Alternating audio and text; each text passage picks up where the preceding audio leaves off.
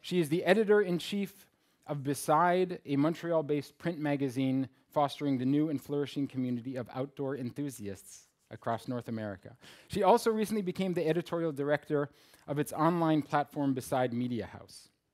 In 2014, she co-founded the curatorial project Collectif Blanc here in Montreal, promoting print publishing and design with pop-up exhibitions and a daily blog. Please welcome Catherine Métayer.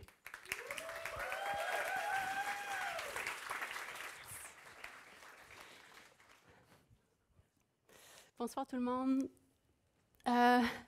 Merci Dynamic Montreal, c'est vraiment un honneur d'être ici ce soir. Je suis moi-même une grande fan des conférences. Thank you Alex and thank you Andre for inviting me to the panel. I'm really honored to be here. Like many of you, I am a print lover and I'm a print collector.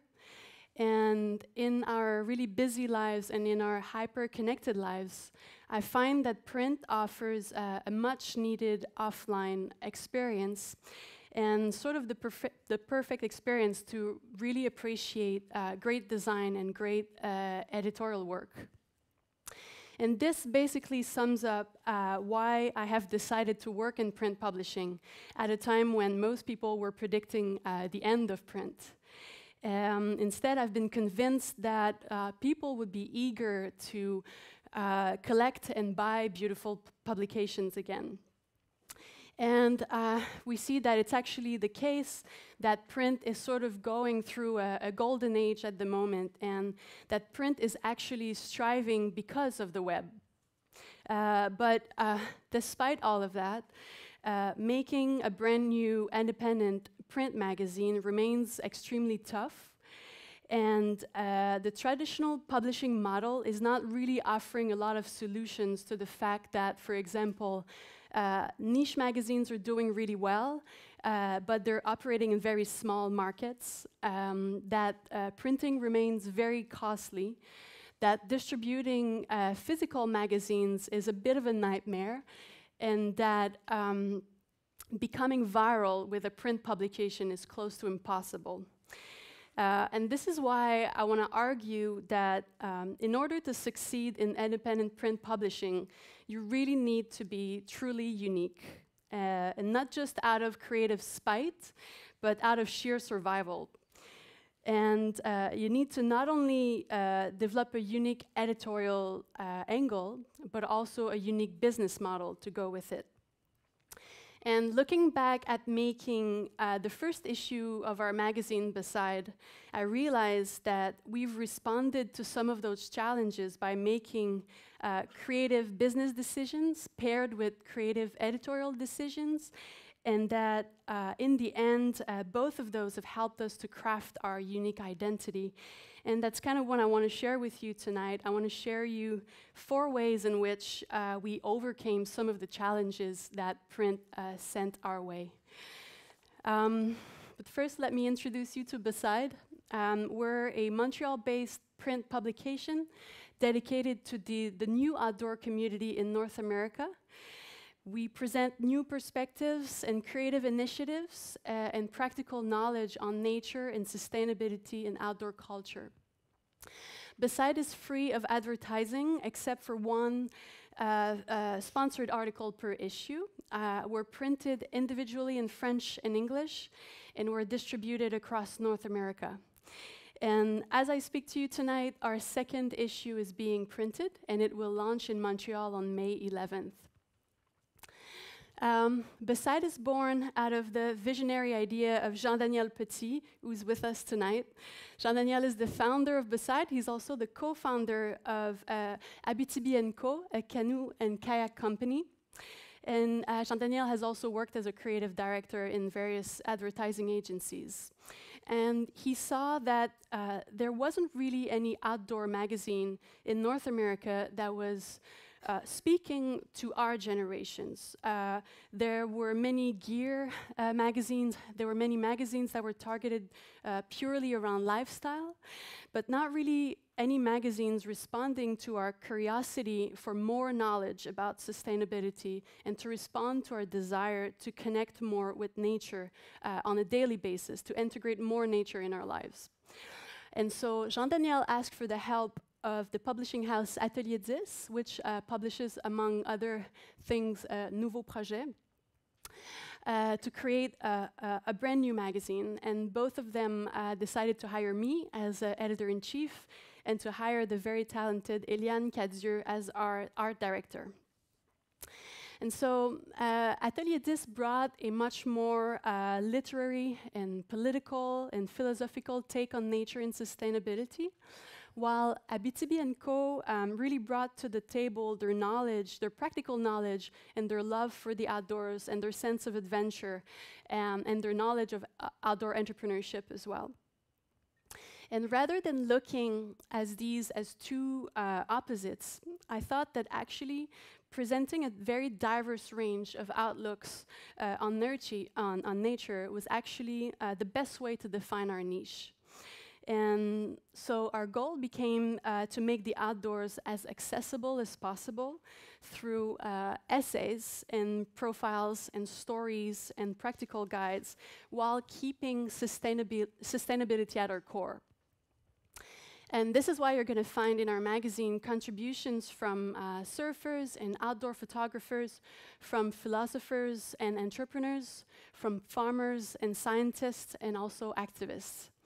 And ultimately what we've done is we've sort of redefined the new outdoor community to show that it is much broader than just people who enjoy outdoor activities. It includes all of us who are somewhat concerned about nature and the outdoors and their conservation. And so we were able to develop a very niche focus, but while finding a way to keep our target audience large. Now, the second main thing that defines Beside is the fact that we publish our magazine individually in English and in French. And the reason for this initially was business-based. We wanted to be able to expand our readership beyond the borders of Quebec. And to me, as editor-in-chief, this was possibly the most challenging task, but also the most exciting one, because I've always seen Montreal as first and foremost a North American city. And I always found that we share so much with cities from the East Coast to the West Coast. We share similar realities, and we share similar concerns and challenges, and we have so much to teach one another. And not to mention that we share these beautiful outdoor spaces that we collectively want to protect. And so I started developing a network of contributors from all over Canada and the US. And I worked quite hard with my team of writers and translators to make sure that our Quebec-based stories are given enough context so that they're relevant to someone reading the magazine in Florida or in Portland or California. And also that the North American stories that we brought to our French readership in Quebec were treated in the very same manner. And this is a sneak peek of issue 2 that's going to come out in a few days. And so this is why in our magazine you will find articles, side by side about, for example, the Surf and Cleanup Initiative, Surf the Greats from Toronto, the wild animal sanctuary, Le Refuge Pajot from Abitibi, as well as Tim Eddy, a Californian snowboarder, and his wife Anna's project of building their own sustainable cabin without any previous experiences. Editorially, it feels really fresh to work this way, and I'm really glad that it's a business decision that actually helped us define our editorial angle. And making a magazine in 2 languages means distributing it at least across North America.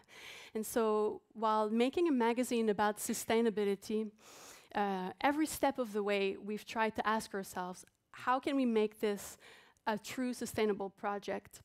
And there are some decisions that came to us really naturally, such as printing the magazine in Quebec on recycled paper.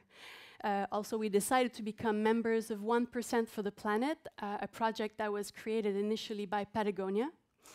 And we also decided that the sale of every copy of Beside would give back $1 to a chosen environmental charity that we would change from one magazine to the next. But when it came to physically distribute the magazine, we really hit a wall. And because we learned from the big distributors that we approached and from local magazines in Montreal that we're friends with, that we should expect that 70% of the magazines that we give our distributor would ultimately be thrown away. And this is because of two things. First of all, distributors won't send back unsold copies to the publishers. And also, big distributors won't let you customize where you wish to be sold. And this was very disturbing to us. It was frustrating. And we didn't want to just surrender to this very traditional way of distributing magazines. And so, possibly with a mix of desperation and a little bit of naivety, we thought, well, let's distribute the magazine ourselves. And let's make this a grassroots initiative.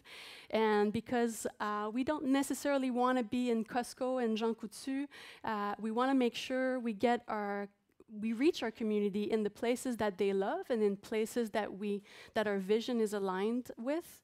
So we want to be in design stores and the best independent bookstores of every city in North America, and also health food stores and outdoor boutiques. So we made a giant list, and we split our team in half. And back then, our team was 4 people. And so half of the team on the phone in Montreal, and half of the team on a camper van with thousands of magazines in the back of the van. We did a road trip from Nova Scotia all the way to Oregon for an entire month to meet with the retailers and to really open one sales point at a time. And we also used that time to invite more people on board the Beside team. And we started creating along the way videos and online articles with the members of our community that we met on the road. And so this is how we opened the first over 150 retailers for Beside in North America. This is also how we almost sold out of the 8,000 copies that we printed for our first print run.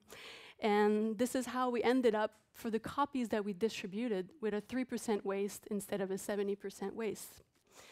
And these oh.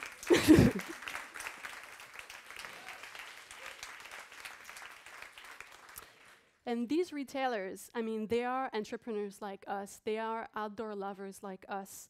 And they relate to our mission. And so along the way, we've developed friendship with them. And some of them have become collaborators. And many of them have become ambassadors for our brand. Sorry. And this business decision really also became an integral part of who we are, of our identity at Beside. And this time for issue 2, we're going to tackle our distribution the same way, but we're going to step it up a little bit with bigger partners, with REI in the States and MEC in Canada, among others. We're going to work with small distributors in the UK, in Europe, and Australia as well. But we've also decided that our launch events for the magazine should also reflect our mission and our values.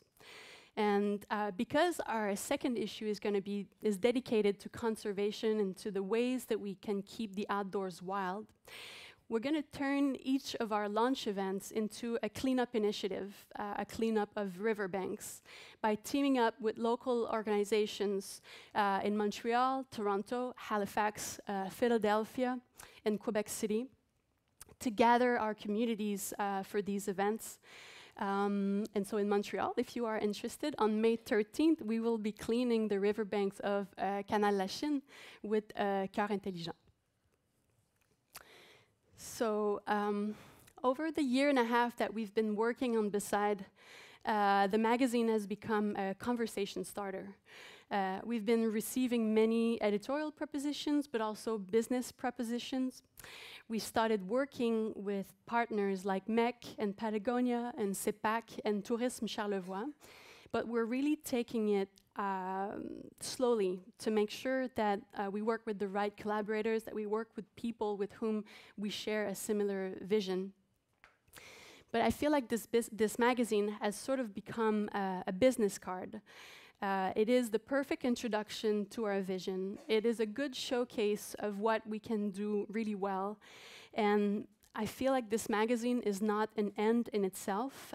It is the perfect tool to start building a sustainable business model. It has also enabled us to start working on new projects outside of the magazine, such as video and podcasts and workshops always dedicated to the new outdoor community. And we will soon launch a few of those initiatives under the banner Beside Media House. But unfortunately, I'm going to have to keep all of these projects secret for now. But bottom line, looking back at this year and a half, I feel like these decisions that we've made to overcome some of the challenges of print publishing, they've really pushed us editorially, and they've pushed us on a business level, and they've helped us to craft our unique identity, and I hope a very sustainable one.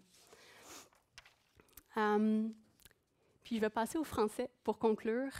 En fait, pour vous faire une petite confidence, que c'est assez curieux pour moi ce soir de me retrouver sur un panel avec deux autres éditrices pour parler du succès d'un projet de magazine imprimé. Parce que il y a plusieurs années, j'ai décidé de faire un virage dans ma vie et puis j'ai quitté mon emploi. Je suis allée faire une maîtrise à Londres pour me spécialiser en édition imprimée parce que j'étais convaincue à ce moment-là que l'imprimé allait se réinventer puis que l'imprimé allait proposer des nouveaux modèles d'affaires. Puis à l'époque, j'avais reçu de nombreux commentaires assez sceptiques de ma famille, de mes collègues, même à la limite de mon université à Londres. Puis, au final, aujourd'hui, je me retrouve à éditer un magazine que je pense assez unique en Amérique du Nord, pour lequel aussi j'ai une vision à long terme. Et j'ai aussi cofondé, il y a 3 ans, un autre projet qui s'appelle Collectif Blanc, avec la designer graphique Marie Tourini, très talentueuse, qui est avec nous aussi ce soir. Et Collectif Blanc, c'est une plateforme curatoriale qui fait la promotion de nouveaux projets puis de nouvelles formes d'édition imprimée. Et d'édition imprimée de Montréal et de partout dans le monde.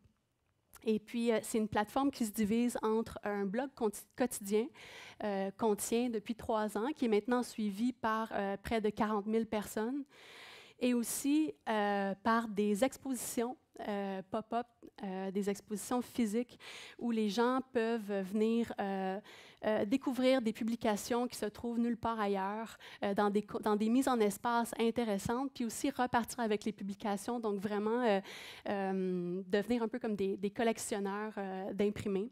On a travaillé sur des thèmes de la flore, sur l'édition expérimentale, sur l'illustration, sur le journal, entre autres choses. Mais tout ça pour dire que je me retrouve à mener de front 2 projets imprimés qui ont du succès, qui me permettent de travailler avec des gens vraiment extraordinaires au sein de 2 communautés vraiment inspirantes, qui sont la communauté du plein air puis la communauté du livre d'art. Mais surtout, ça me permet de travailler sur des projets qui apportent des solutions nouvelles puis qui apportent des solutions concrètes pour le monde de l'imprimé. Puis ça me rend particulièrement fière. Alors voilà, merci beaucoup.